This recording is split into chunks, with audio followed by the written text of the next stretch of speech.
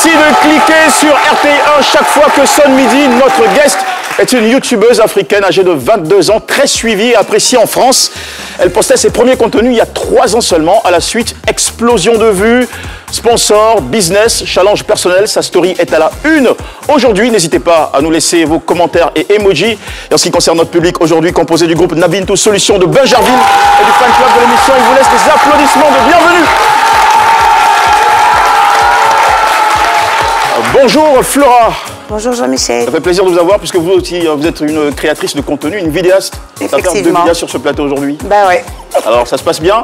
Ça va très bien. La créativité toujours au rendez-vous? Oui, tous les jours. D'accord. J'arrête pas. Ça se sent aussi dans le choix des tenues. Merci. C'est à applaudir, non, mesdames et messieurs? Allez, nous allons maintenant sans tarder recevoir notre cher invité, décrit sous la plume de Adji Raymond. Son parcours, c'est celui d'une jeune fille tumultueuse, passionnée et qui n'hésite pas à prendre des risques. Après une période d'adolescence très agitée, marquée par ses escapades de jeune fille, ses fugues depuis l'âge de 14 ans en région parisienne, Penola Lawson, d'origine togolaise, effectue des séjours prolongés en Afrique, plus précisément à Parakou, au Bénin, où elle apprend à se redécouvrir à travers le miroir de la culture de chez elle. De retour en France, Penola décroche son bac L en 2017, puis entame des études universitaires en lettres modernes dans une université en région parisienne. Très vite, elle se ronge les doigts. Les études universitaires, ce n'est pas fait pour elle. Ce qui la captive, c'est l'activisme sur la toile et les affaires. Penola devient influenceuse sur les réseaux sociaux. Parallèlement, elle lance sur le marché sa marque de parfum. Depuis 2018, son charisme a fait d'elle une influenceuse qui revendique plus d'1 million d'abonnés sur les réseaux avec plus de 100 millions de vues cumulées sur YouTube. Penola Lawson en direct sur le plateau de C'est Midi avec Jean-Michel Aunin. C'était la voix de Nafissa Touré pour recevoir notre guest de ce mardi avec toujours autant de plaisir. Penola Lawson, bonjour, welcome. Bonjour. Alors, il a été comment le voyage? Très bien. Très bien. Très bien, merci. Vous êtes à Abidjan depuis combien de jours? 5 jours maintenant. 5 jours maintenant. Y a-t-il une raison particulière qui vous pousse sur les rives de la capitale ivoirienne? Oui, je suis venue faire la promotion de mon parfum en fait. D'accord. Donc voilà. Voilà, vous êtes ici en mode business. C'est ça. D'accord. Et ça nous fait plaisir de vous recevoir. Merci à vous pour l'accueil. Merci, merci. Je vous en prie. Vu tout le parcours et l'histoire que vous avez à partager avec nous, on est déjà embaumés, on va dire, oui. Voilà, pour rester dans le lexique du parfum. Exactement. Allez, Penola, vous savez que dans toutes les disciplines, il y a des patriarches, des traceurs de voies ou de chemins, oui. des gens qui pave the way, pour parler un peu anglais. Oui. Alors, avant que vous n'arriviez, que vous ne brilliez aujourd'hui, il y a eu un padre, voilà, que je vous prie de m'aider à accueillir avec beaucoup de respect. C'est un encyclopédiologue, voilà. Je pèse mes mots parce qu'il a demandé à être présenté ainsi. Historien dans l'âme, il fut le meilleur influenceur des temps anciens avec de millions de vies impactées. Il est aujourd'hui chercheur-trouveur à l'université FHB. Dr Kaba Mamadou est notre invité second.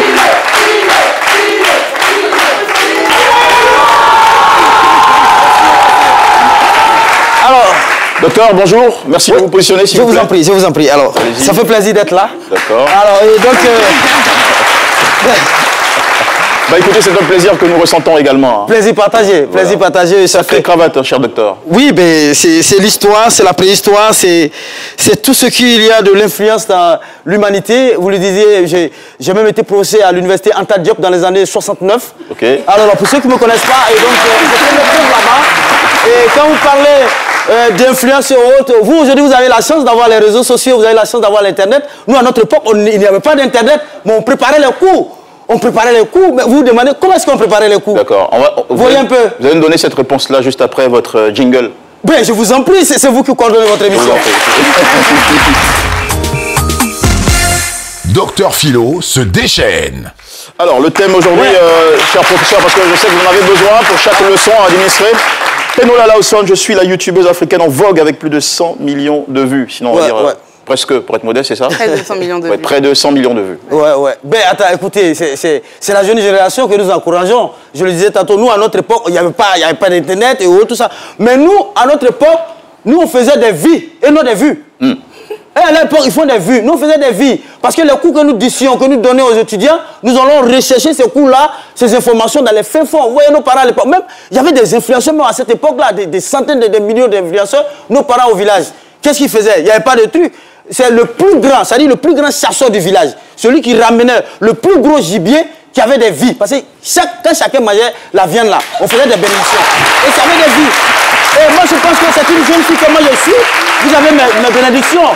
Vous avez mes bénédictions. Moi, je suis aujourd'hui à l'université machin. Alors, donc, moi, je vous dis, et je vous félicite pour le travail que vous abattez. Et ce que vous faites, c'est original, c'est naturel. Vous voyez cette femme, quand vous voyez cette vidéo, c'est de la vidéo-réalité. C'est de la vidéo-réalité. C'est toute sa famille qui participe. Au fait, c'est des vues qui éduquent. Ne faites pas, les mamans sont là aujourd'hui, vos filles qui prennent tout le temps en train de prendre les smartphones à faire des trucs pour avoir, sur les automobiles, c'est 5 vues. Et puis c'est des vues pour être vues. Et t'allez là là-dessus, c'est comme cela qu'on t'a dit. C'est comme cela qu'il a dit. Il s'agit de ce que vous faites. Et aujourd'hui, vous amassez des devises. C'est le plus important. On fait des vues. YouTube que vous faites là, you même là, YouTube c'est embêté. Bon, là, you on YouTube. Ouais, Merci, voilà. cher professeur. Et vous gagnez de l'argent dedans, c'est bon, c'est bon. Ne salez pas vos lacunes esthétiques à la tête. Alors, on va se poser une question aujourd'hui. Est-ce que vous connaissez des influenceuses? Bon, là, on vient de découvrir un influenceur d'une certaine époque qui complimente celle de la nouvelle génération. Mais quelles influenceuses ou influenceurs connaissez-vous? C'est Carole Kwasi que je salue. Bonjour, Carole. Merci de l'applaudir très fort, s'il vous plaît, mesdames et messieurs. Carole, où étiez-vous pour adresser cette question aux Ivoiriens? Je suis restée à Cocody. D'accord. Et j'ai eu pas mal de réponses. Oui. Des bonnes? Oui, de très bonnes. Oui. Ok, pas de souci, ça rassure. Allez, on regarde ça. Carole Kwasi, Publiscope. Avec le développement des réseaux sociaux, certaines personnes se sont fait connaître par les internautes et a créé une communauté. Grâce à leur exposition sur Internet, elles ont une influence sur leurs abonnés et sur leurs décisions d'achat. Véritable phénomène mondial, être influenceur aujourd'hui constitue un métier à part entière et donc générateur de revenus. Bon nombre d'influenceurs, comme l'indique le sens même de ce nouveau métier, utilisent les réseaux sociaux pour créer ou développer du business. Alors, connaissez-vous des influenceurs? C'est la question du jour. Oui, j'en connais. Je connais par exemple Série Dorcas. Bon. Et puis Ange Kézira. Je connais Emma Loès, Coco Emilia. On a Sarah Messan. Eunice Zounon. Non, à mon niveau, non. Aucune idée. Comme on ne finit jamais d'apprendre, peut-être. Peut-être que je pourrais faire des recherches là-dessus pour voir de quoi il s'agit réellement, quoi. Mais pour dire, non. Pour ne pas mentir, quoi. Non, j'ai aucune idée. Ah oui, un peu. Je sais que c'est des personnes qui s'expriment sur YouTube ou bien sur Facebook, en tout cas sur les réseaux sociaux, et qui sont beaucoup suivis. Voilà, c'est ça les influenceurs.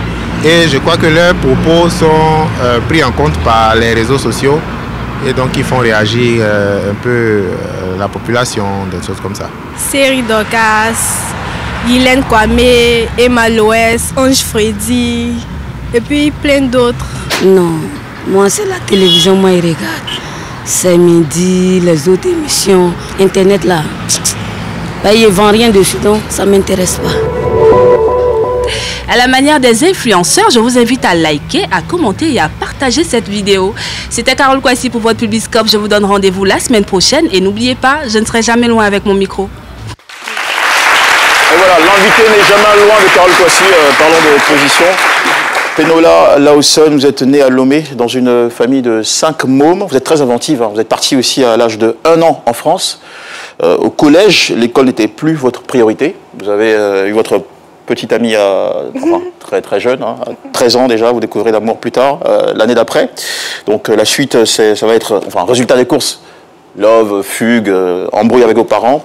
Ça fait partie de la jeunesse. Hein. Vous atterrissez au Bénin à parcours un peu comme une punition parentale pour calmer, effectivement, oui. disons, votre agitation juvénile. Effectivement. Donc du coup, voilà, à l'âge de 14 ans, j'étais en pleine crise d'adolescence. J'avais mon petit copain qui me rendait folle, hein. J'étais folle amoureuse de lui. Pour moi, ça allait être l'homme de ma vie, etc. C'était un gangster, donc je me sentais vraiment... voilà. Et mes parents ne voulaient pas que j'aille le voir, donc je fuguais la nuit, j'allais le voir. Ma priorité, c'était vraiment pas l'école. C'était mon copain, les copines, les sorties, etc., etc. C'est vraiment cette histoire sentimentale qui vous a, disons, fait dévier du focus sur vos études oui, à l'époque? Je pense que c'est un tout. Hein. C'est le copain, les copines. Je pense que c'est vraiment un tout. C'était juste que c'était pas ma priorité, en fait. Mon avenir n'était pas ma priorité. Et donc, du coup, à l'âge de 14 ans, j'ai fait une fugue qui fut fatale pour le coup. Parce que quand je suis revenue à la maison, ma mère me dit « Et si on allait en vacances au pays ?» J'ai dit oui, avec plaisir. Moi, j'étais contente de découvrir l'Afrique. Donc, elle me dit, on ira au Togo pour un mariage de sa petite sœur.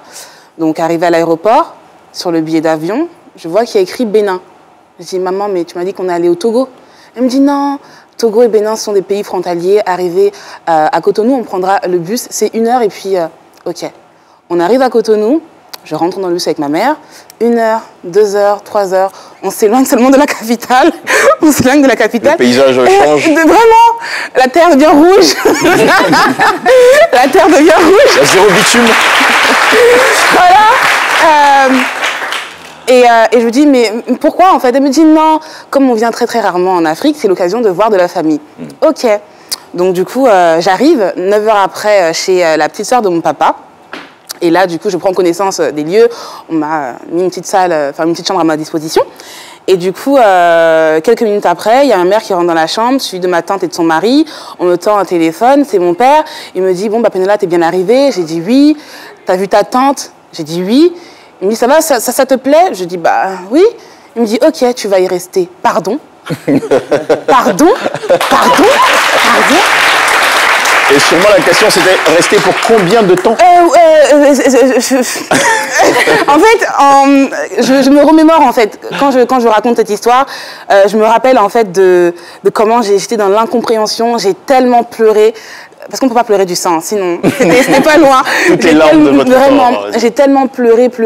J'ai dit, maman, non, s'il te plaît, ne me laisse pas ici. Et généralement, en fait, quand on me donne une consigne comme ça, un ordre, et que je ne suis pas d'accord, je fugue. Mais là, fuguer pour aller où? Tu ouvres la porte et des brebis, bref, je vais fuguer pour aller où, en fait? Donc vraiment, pour la première fois de ma jeune petite vie, j'étais obligée de coopérer en fait, de coopérer sous l'autorité de mes parents. Et donc vraiment, c'était une première pour moi.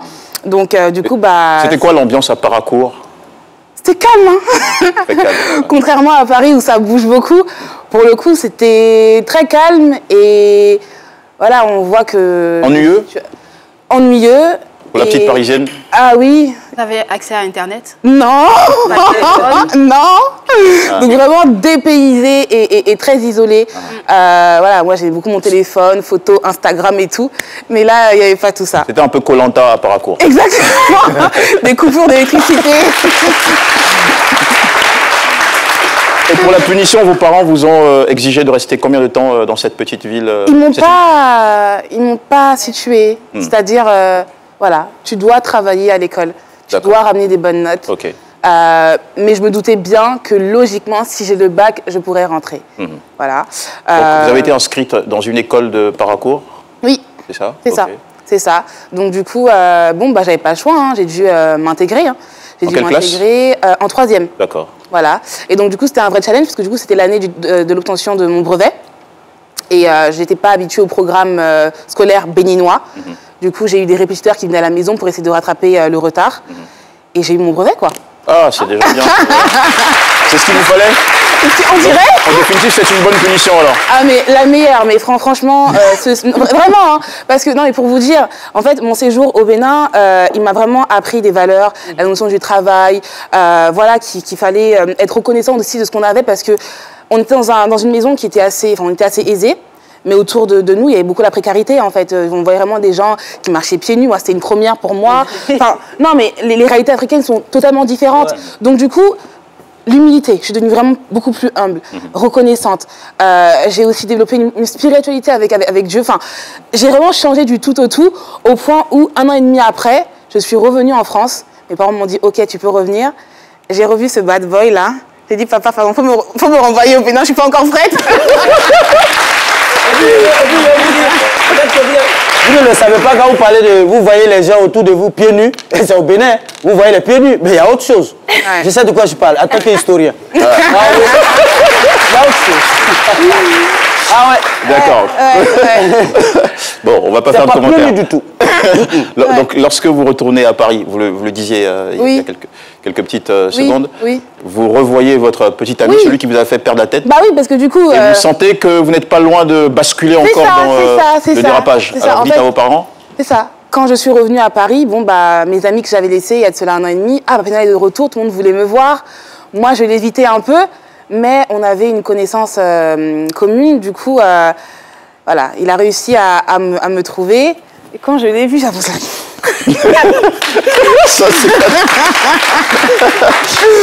Non, je me suis dit non, je suis pas encore prête. Okay. Et j'ai senti qu'il pouvait encore déstabiliser ce que j'ai essayé de bâtir pendant ces 1 an et demi. Donc de mon plein gré, j'ai dit s'il te plaît papa, je veux retourner encore à Parakou. Ça c'est une décision courageuse. Ouais. Ça voudrait dire que vous saviez ce que vous voulez à cette époque-là. Je ne voulais pas être déstabilisée. Ouais. Vraiment, je ne voulais pas être déstabilisée. D'accord. Voilà. Alors votre père. Votre père accepte de vous renvoyer au Bénin? Ah oui, oui. Vous, la petite fille qui avait quitté l'Afrique depuis l'âge de 1 an, qui était devenue parisienne complètement. Exactement. Donc, vous retrouvez l'Afrique encore pour combien de temps? Pour encore 1 an. 1 an. 1 an. Et cette fois-ci, pour faire quoi? Pour avoir mon bac. Ok. Donc du coup, j'ai sauté une classe aussi. Et j'ai réussi à avoir mon bac L. Et puis, une fois que je l'ai eu en poche, et bah, je suis rentrée définitivement à Paris. Ok. Voilà. Et quand vous êtes rentrée, est-ce que vous l'avez revu? Non, c'est bon. D'accord. Ok, bac L en poche, vous rejoignez l'université de Cergy-Pontoise. Exactement. Vous allez passer 2 ans en lettres modernes. Exactement. Mais sans conviction pourtant. Bah, j'ai toujours été volubile. J'aime beaucoup parler. Donc pour moi, les lettres, c'est ce qui me ressemblait au mieux. Mais j'aime parler. Mais là, à l'école, c'était beaucoup écrire.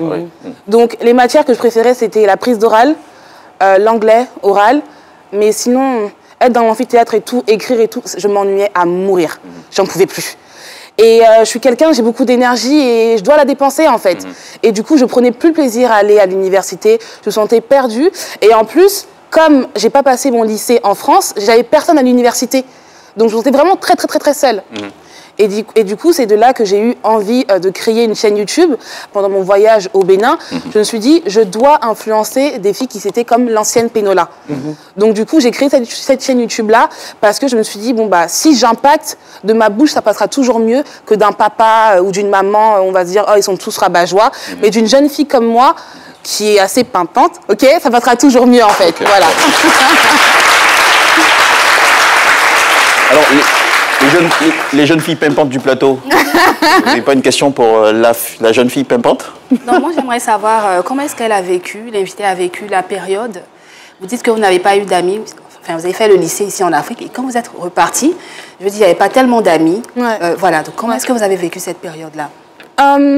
Après, c'est vrai que je n'avais pas d'amis, mais j'ai une très très grosse complicité avec ma mère. D'accord. Ça veut dire que bon, moi quand j'ai ma mère, on va dire que j'ai tout. Mais juste que je ne me retrouvais pas. Je ne me retrouvais pas. C'est-à-dire, comme j'ai dit tantôt, j'ai beaucoup d'énergie et il faut que je puisse la canaliser, mais en faisant quelque chose qui me passionne, de concret. Et à l'université, je ne me retrouvais pas. Je sentais en fait que c'était juste pas pour moi en fait. Par contre, ce qui me passionnait, c'est quand je voyais sur les réseaux sociaux des influenceuses faire des vidéos, proposer leur contenu. Et c'est incroyable comment quelqu'un qu'on n'a jamais vu, on la voit à l'écran, mais on l'aime bien. Oui.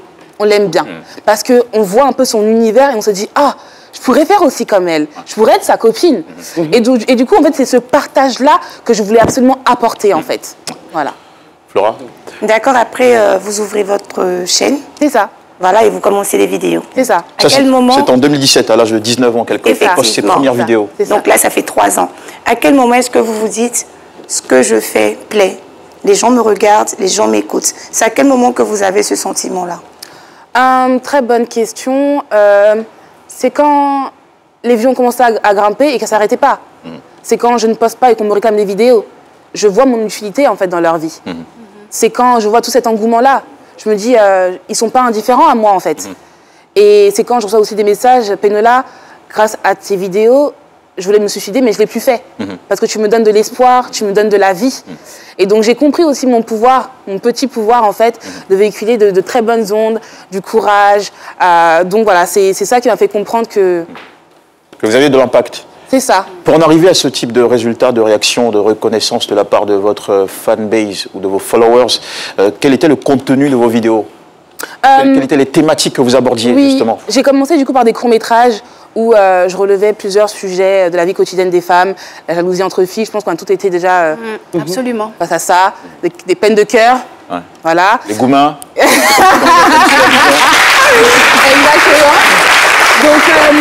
Donc au début, je relevais toutes ces petites thématiques-là. Et ça plaisait, mais ça pétait pas. Moi, je suis là pour tout péter.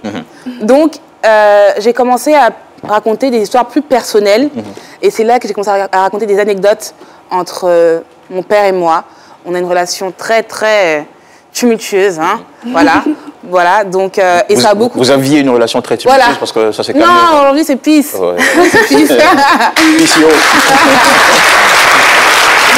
Donc, lorsque vous commencez à raconter, à chroniquer sur votre vie familiale, les relations avec papa, maman, à les raconter sur les réseaux sociaux, disons que votre chaîne YouTube... Elle a décollé. Oui. En fait, j'ai commencé déjà à raconter mon séjour au Bénin, quand mes parents m'ont piégée. Ça a beaucoup fait rigoler. Et juste après, j'ai raconté quand mon père m'a surpris à la maison avec un garçon. C'est-à-dire qu'il rentrait du travail, il devait rentrer plus tard. Et il est rentré plus tôt. Et du coup, je sortais de la maison avec mon copain et là, c'était l'apocalypse. Du coup, j'ai raconté cette histoire-là qui a beaucoup fait marrer. Il y a eu une partie 2. Quand mon père, il a vu qu'à 14 ans, j'avais un copain, il voulait du coup savoir si j'étais encore vierge ou pas. Et du coup, partie 2, test de virginité. Donc du coup, ça aussi, je l'ai raconté, comment on m'a menée à la clinique pour savoir comment je faisais tout. Donc bref. Et ça, c'est une vidéo. Donc, oui, pareil. Ces histoires-là, vous avez commencé à les raconter fin 2018. C'est ça, c'est ça. Donc, pareil, partie 2, test de virginité, ça a beaucoup plu. Et la troisième partie, quand du coup, il a appris que j'étais plus vierge et voulu lui casser la gueule. Donc, du coup, vous n'aviez pas d'appréhension à ce moment-là, quand vous vous dites, je vais raconter ma vie, parler de mon histoire. Vous n'avez pas peur des jugements ou, par exemple, d'exposer un peu vos parents? Non. Étant donné que j'ai toujours été dans l'affront avec mes parents, je m'en fous en fait. Donc si déjà tu t'en fous de ce que ton père il pense, alors des inconnus. Vraiment, j'ai toujours été, comment dire, très entêtée en fait, très entêtée. Et du coup en fait, je fais ce que j'ai envie de faire tant que ça fait du mal à personne. Ça a toujours été en fait ma philosophie. Fais ce que tu as envie de faire tant que ça fait du mal à personne. Et donc du coup, depuis toute petite en fait, je faisais juste ce que j'ai envie de faire. Et ça fait que le regard des gens, je m'en fiche. Et ça fait que j'ai beaucoup confiance en moi, du coup. Ouais. Parce que quand tu t'en fous de ce que tel ou tel pense de toi, et t'as beaucoup confiance en toi, donc... Permettez-moi, hein. Oui, professeur, vous qui êtes un influenceur d'antan. D'antan, oui, mais c'est pourquoi d'ailleurs... de cet influenceur de la nouvelle génération. C'est pourquoi, à travers ma question, je vais la ramener en arrière. Parce que c'est de l'histoire, il faut aller en arrière. Ça fait partie de notre pédagogie. Alors, je vais dire...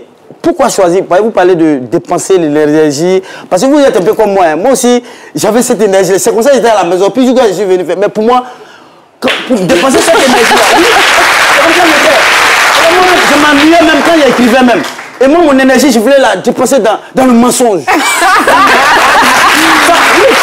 me plaisait je pouvais réunir la famille à tout le mentir. Mais c'est comme ça que j'ai dépassé mon énergie. Mais vous, particulièrement, pourquoi est-ce que vous êtes allé sur YouTube? Est-ce qu'il n'y avait pas d'autres canaux pour dépenser cette énergie? Attends, il y a la chanson par exemple, la musique. Il y a des gens qui ont cette énergie-là, mais qui ne la dépensent dans la musique. Ils chantent, ça ne marche pas, mais ils chantent. Pourquoi YouTube? En fait, comme j'ai dit tantôt, fais ce que tu veux tant que ça fait du mal à personne. Et YouTube, c'est une plateforme où tu es libre. Même si tu veux filer ton chien et poster, personne va tu fais vraiment ce que tu veux. Et moi, j'aime cette liberté-là. Mais la musique aussi, on peut dire chanter ce qu'on veut, même si ça marche pas. J'ai pas une belle voix. J'ai pas une belle voix. D'accord. Alors, à un certain moment, vous décidez de dissocier, bon, je dirais pas dissocier, mais de vous déconnecter complètement des cours. Vous dites, je veux faire de la création du contenu mon business de vie. Et ça, c'est une décision qui ne va pas du tout plaire à votre papa. Je n'en sais pas trop pour votre maman. Mais dites-nous à quel moment vous annoncez à vos parents que vous voulez devenir, pour votre vie, enfin, youtubeuse. Mon père, je lui ai pas dit, en fait. Je lui ai pas dit, il l'a constaté. Parce que, bon, lui, il vit en Afrique, moi, je suis en France. Souvent, il m'appelle, l'école, c'est comment, c'est comment, c'est comment. Je n'y allais plus. Donc, au début, je mentais, mais il voyait très bien le temps que je passais sur les réseaux. Donc, comme ma mère lui a annoncé que j'avais complètement raccroché avec l'école, ghost, c'est-à-dire qu'il s'est juste éclipsé de ma vie. Il était tellement remonté, tellement attristé, il était dans l'incompréhension. Il s'est dit, mais comment est-ce que mon enfant que j'ai mis à l'école, elle peut laisser ça pour faire des vidéos en ligne? Pour lui, en fait, c'est pas un métier, en fait. Et même pour beaucoup aujourd'hui. C'est même pour ça que j'aime bien faire des émissions comme ça, pour faire valoir le travail d'influenceur. Donc c'est vraiment du boulot. Et il n'y a que maintenant, quand mes proches sont avec moi dans mon quotidien, qu'ils se rendent compte que ouais, c'est du boulot. Donc du coup, ils ne comprenaient pas. Moi, ça ne me dérangeait pas qu'ils ne comprennent pas. Je vais juste faire mon truc qui, moi, m'animait. J'aimais trop ce que je faisais, en fait. Et donc, bien sûr, c'est devenu lucratif. Hein. Les revenus ont commencé à rentrer, etc. Maman le voyait. Donc, elle me soutenait.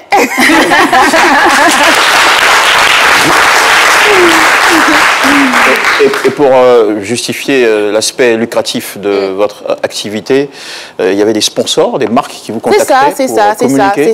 En fait, en vue des chiffres qui grimpaient sur ma chaîne YouTube. Des millions de vues? Des millions de vues, effectivement. Suite à toutes ces histoires-là, ça a créé beaucoup d'engouement. Donc forcément, les sponsors étaient intéressés pour sponsoriser mes vidéos. Et comment ils vous contactaient? Par mail. Par mail. Donc en fait, sur chaque vidéo, je laisse mon adresse mail, mon contact pro. Et donc, du coup, on me contacte. Ah, Mlle Lawson, j'aime beaucoup ce que vous faites. Voici tel produit que je vends. J'aimerais bien vous le proposer. Puis voilà. D'accord. Donc, vous gagnez de l'argent de la part des sponsors ou annonceurs et de l'argent aussi de la part de YouTube, puisque je pense que sur YouTube, à partir du million de vues, on a un certain paiement. C'est ça. Expliquez-nous comment ça fonctionne. Alors, supposons par exemple que vous vendez des montres. Et que vous voulez avoir une très large clientèle. Vous voyez la plateforme YouTube qui est très intéressante. Du coup, vous contactez YouTube, vous faites un marché ensemble et vous dites à YouTube, je mets la publicité de mes montres sur nous, les créateurs de contenu. Ouais, sur mes vidéos à moi, par exemple. Lawson. Voilà, par exemple. Du coup, moi, sur mes propres vidéos, il y a vos montres qui apparaissent. Donc forcément, je mérite d'avoir ma commission. D'accord. Parce que et à combien le pourcentage en général? Ou avec vous? Je prends 49%, YouTube prend 51%. Wow, c'est du gros business. Et ça, c'est votre famille, c'est la méthode Penola ou c'est pareil pour tous les youtubeurs? Pour tout le monde. 49%. 49%. Super, d'accord. Ça, c'est un. On continue. Maintenant, comment est-ce que YouTube vous paie lorsque vous atteignez le million de vues? C'est pas à partir du million de vues qu'on nous paye. Dites-nous alors. L'algorithme YouTube est très complexe. Mais ce que je peux vous dire en tout cas... En français facile. Voilà, c'est que quand tu fais aller déjà par vidéo à peu près 70 000 vues, tu peux déjà gagner quelque chose. Genre 50 €, 100 €. Bon, c'est pas énorme. D'accord. Mais c'est vrai que si tu postes régulièrement, 100 € x 5, déjà, ça fait déjà 500 €, c'est pas mal déjà. Voilà. Donc c'est vraiment la régularité en fait qui va faire fructifier ton argent sur YouTube. D'accord. Maintenant, parlons de millions, parce que vous êtes habitué aux millions de vues. Donc la question est à dessein. Donc quand Penola atteint par exemple la barre du million de vues, comment est-ce que YouTube paye Penola? Lorsque je fais des millions de vues, ça dépend du nombre de minutes de la vidéo, si elle est intéressante ou pas, mais minimum, ça tourne autour de 1 000 €, 1 500 € le million. Après, tu peux aussi faire une vidéo qui fait 1 million de vues, mais tellement qu'elle est intéressante et qu'elle est assez longue, donc du coup, tu as pu placer plusieurs pubs, elle va te faire 7 000 € en fait. Donc c'est vraiment aléatoire. C'est super. Donc 1 000 €, 1 500 €, on est sur combien? 1 million. 1 million. Quasiment 1 million. 500, ça fait 1 million à peu près. Quasiment 1 million. Pour juste le million de vues. Donc quand vous vous retrouvez avec 3 millions de vues, 4 millions, ça monte. Hein. Ça, c'est rare. C'est un business. D'accord. Et Lawson, vous avez gagné tellement d'argent, vous me direz si j'exagère, mais tellement d'argent que vous avez lancé votre propre marque de parfum. Voilà, je préfère, j'ai tellement travaillé que j'ai pu sortir une marque de parfum.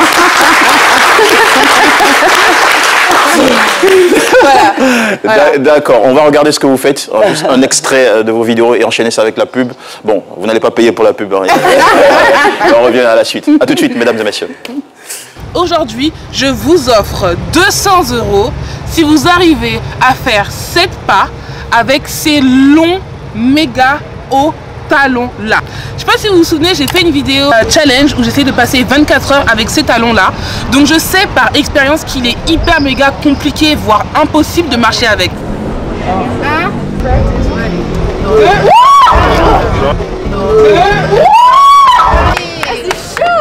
La dernière fois que vous nous avez vus ensemble, tout ensemble, c'était pour le challenge Essaye de ne pas rire et ça vous avait grave plu. Donc du coup, aujourd'hui, on se retrouve pour un nouveau challenge. Donc là, à nos pieds, il y a plein de bouteilles d'eau. On va toutes les boire, en tout cas, on va essayer. Je pense qu'à la fin, on fera une rétention d'eau. Hein. Mais bon, bref. Et la première qui ira aux toilettes, la première d'entre nous qui ira aux toilettes, aura perdu. Tchitchine! Tchitchine! Ok, 1, 2, 3. Je vais avec élégance quand même. Je sais pas si vous pouvez le voir, mais là derrière moi, la luminosité a baissé, ce qui veut dire que le temps passe. Et là, c'est moi qui commence à grave avoir envie de faire pipi. Mais c'est mort, je peux pas. Et la vainqueur est... Maman! Ta maman, donne-nous ton secret, comment t'as fait? Je me retiens.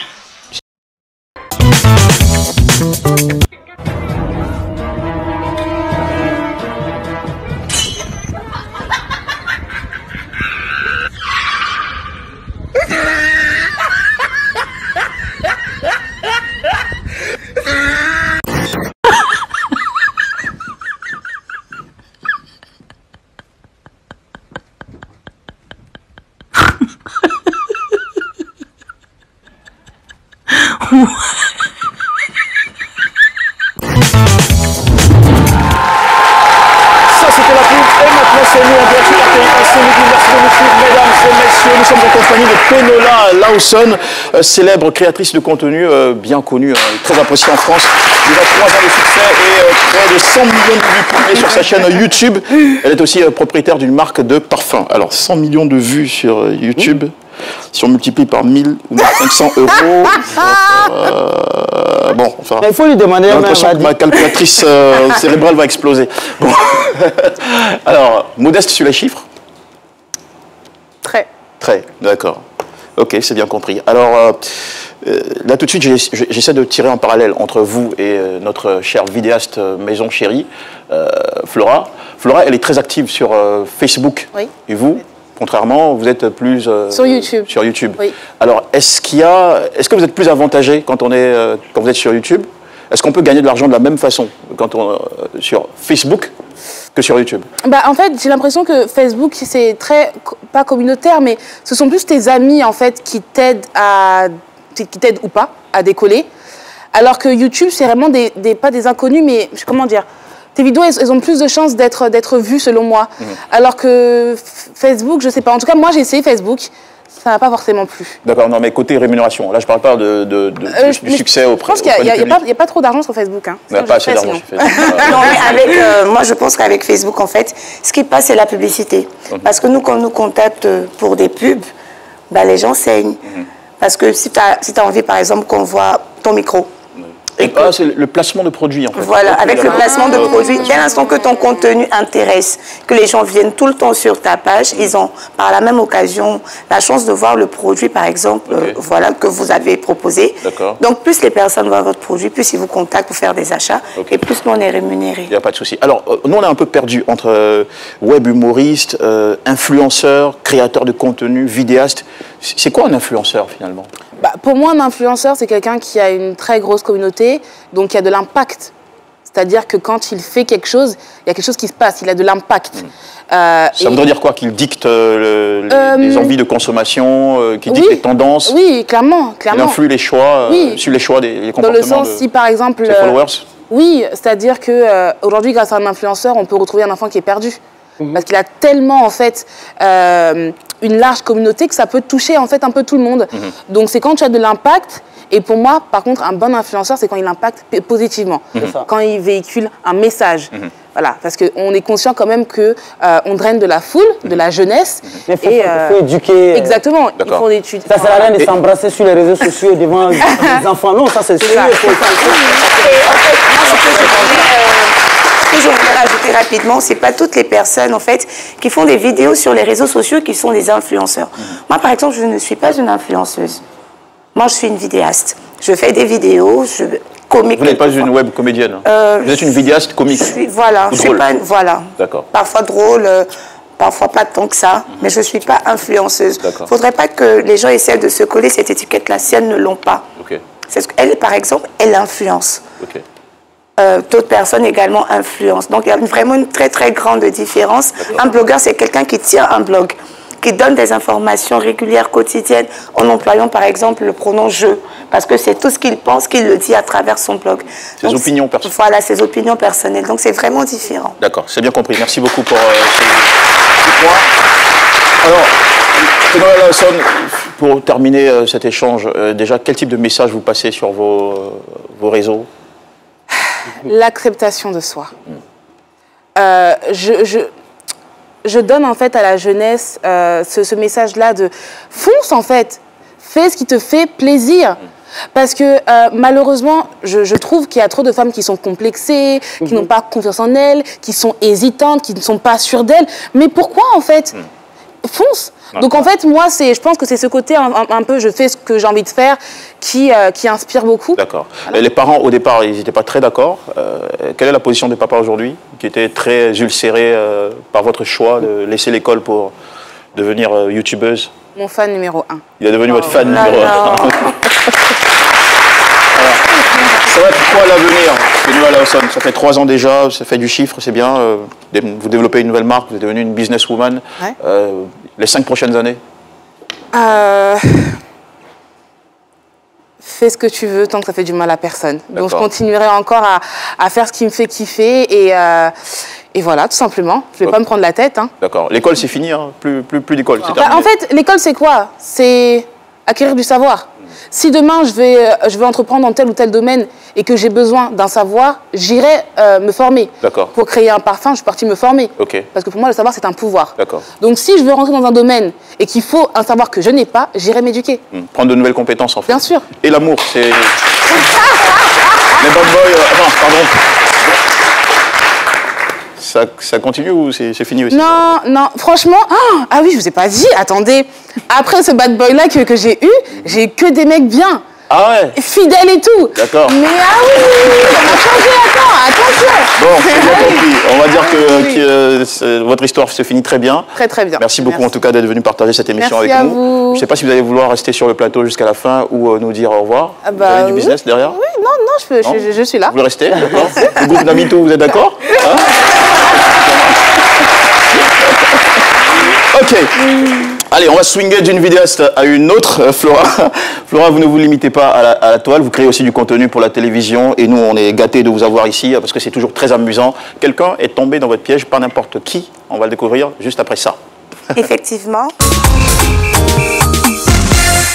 Flora Dacier, c'est Flora. On revient ici. Effectivement, j'ai eu la chance de piéger, vraiment. Une très belle personnalité, c'est vraiment une bonne personne, une très belle personne, franchement. Pour ceux qui ne le connaissent pas, c'est monsieur Abbas Zeine. Donc, c'est un médecin de profession. Il est promoteur de spectacles, il est auteur de pièces de théâtre, il est directeur d'artistes, il est révélateur de talents et il est même architecte. Et il a également reçu le second prix d'excellence du président Alassane Ouattara et la médaille de chevalier de l'Ordre des Arts et des Lettres de la République française. C'est vraiment une personnalité pétrie de talent que j'ai eu à piéger. Je ne vous en dis pas plus, je vous laisse découvrir tout simplement.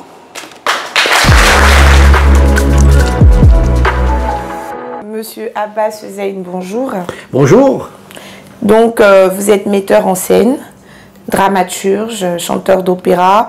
Vos premiers pas dans la musique, on en parle rapidement?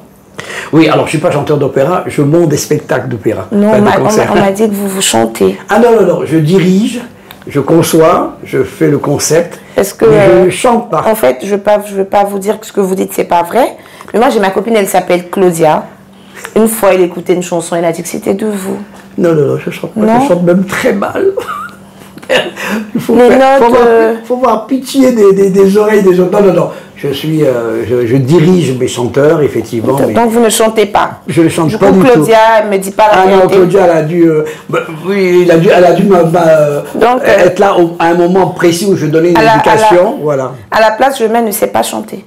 Ah, je ne sais pas chanter du tout. Okay. C'est même atroce pour les oreilles des autres. D'accord. Sinon, j'ai une autre question. Ah, allez-y. Quelle question? Vous avez une autre question, mais il faut que je pose une autre question. Moi, j'ai une autre question. Allez-y, je vous écoute. Je sais pas, j'ai oublié. D'accord. Je vous inspire pas, peut-être? Je comprends pas, parce que moi, ma copine Claudia, elle m'a dit que vous chantiez de l'opéra. Du coup, à la première note, je crois qu'il y a quelque chose qui est faux dans tout le questionnaire. Du coup... Non, je chante pas. Je monte des concerts classiques. Sinon, vous avez aussi écrit Un blanc à Yopougon. Et ça parlait de quoi exactement? J'ai pas écrit Un blanc à Yopougon. Vous trompez d'Abbas, alors. Ah non.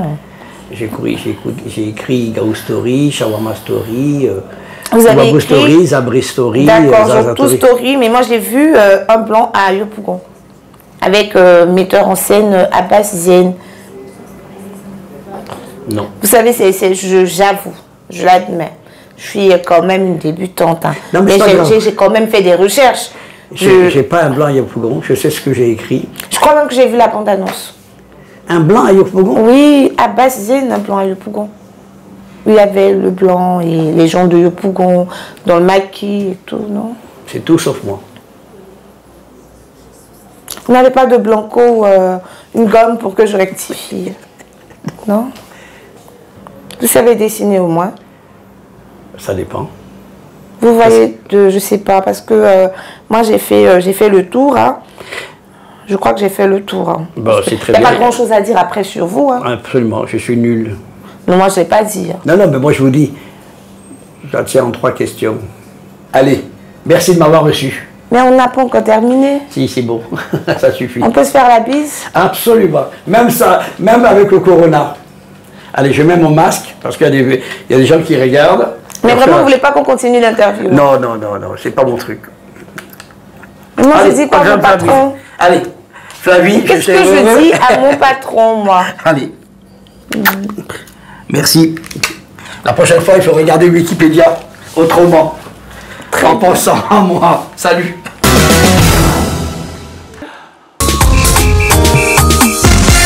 Alicia Kobena, c'est mode. Merci beaucoup. Alors aujourd'hui, nous allons parler de manucure et pas n'importe laquelle, c'est les press-on nails. Est-ce que vous les connaissez? Déjà, ça veut dire quoi? Les manucures déjà prêtes.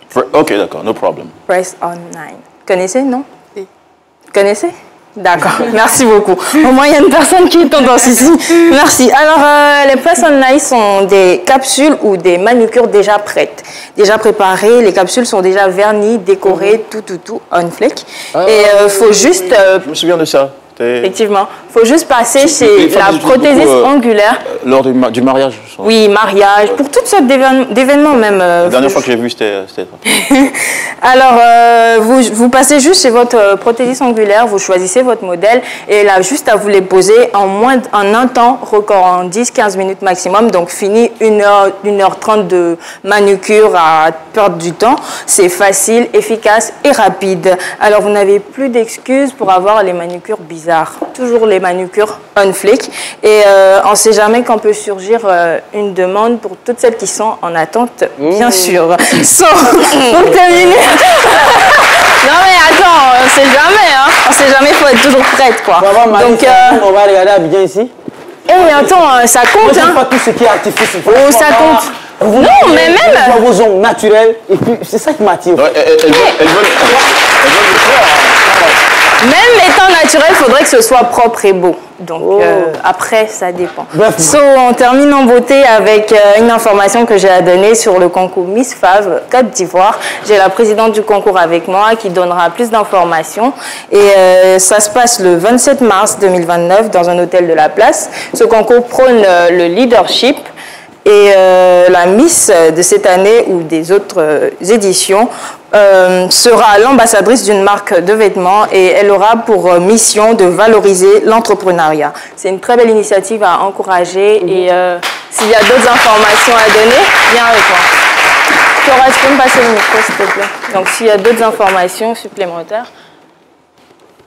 La finale se tiendra le 27 mars, c'est ça? Oui, la finale se tiendra le 27 mars à Capitol Hotel merci. À partir de 15h. Ça marche. Merci beaucoup. Donc, venez tous soutenir vos différentes candidates et soutenir le concours. Merci beaucoup.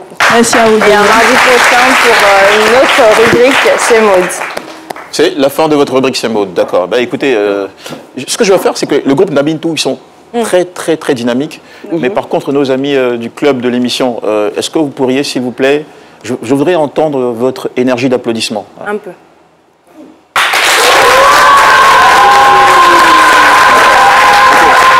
C'est fait exprès parce que tout à l'heure, je ne l'avais pas vraiment bien senti. Alors, Penola Lawson, est-ce que vous avez participé, enfin, de votre souvenir, à un certain concours Miss à l'époque, adolescente ou je sais pas? Non, jamais. Non. Ça ne m'a jamais intéressé. Non. Ah, Michel, il y a un truc que vous n'avez pas dit. Oui. Elle fait des canulars également. Elle fait sur sa page YouTube. D'accord. Bon, elle nous a pas dit ça, mais sinon on l'a vu, c'est vrai, effectivement. Mais tout ça, c'est à mettre aussi dans son statut de créatrice de contenu. Voilà. Justement. Et pourquoi vous n'avez pas participé au concours Miss? Vous n'avez pas le profil pour? Bah, je suis curvy, je suis très... Curvy. Ah ouais, je comprends. Ok. Curvy. Okay. Est-ce que vous aimez les animaux? Non, ça me laisse indifférent. Vous n'avez pas de chat à la maison en France? Même pas un dog? Pas un chien? Des poissons? Vous avez des poissons? Ils sont calmes, tout mignons, ils ne dérangent personne. D'accord. Est-ce que les chiens, c'est un problème pour les poissons? Qu'est-ce qui se passe là? D'accord, je pense qu'il y a quelqu'un qui veut vous dire bonjour. Il y a quelqu'un qui vient vous dire bonjour. C'est un membre de l'équipe qui va nous faire un petit coucou. Manuela, will you come? On va faire un petit cadeau, vous allez faire... Hello! Voilà Manuela, welcome. Vous voulez vous asseoir? Non, ça va. Non, ça va, ok. Vous avez ramené votre petit toutou? Oui, allez-y avec... Oui, je suis venue avec un invité spécial qui s'appelle Aoki. Aoki. Je vais lui faire un gros bisou à la team C'est Midi. D'accord, c'est gentil. Hello! Penola, parce qu'à la maison, on est fans de Penola. Ok, d'accord. Voilà, donc vidéos. c'est une de vos admiratrices. Elle a tenu à vous faire un petit hola. Et on va profiter aussi pour souhaiter un joyeux anniversaire à Vira Alechi, au service comptabilité, qui regarde cette émission avec plaisir.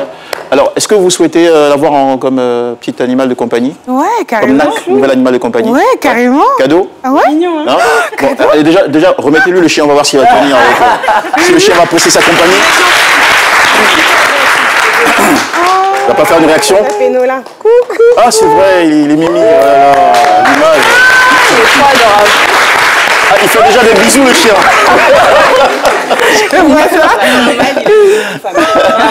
D'accord. Bah écoutez, voilà, on avait voulu terminer cette émission sur une belle image, comme c'est le cas. Merci Penola Lawson, ça a été un plaisir. C'est notre façon à nous de dire qu'on a apprécié être avec vous. Merci à tous les clubs de l'émission. Merci au groupe Nabintou Solutions de Blaingerville. Merci professeur.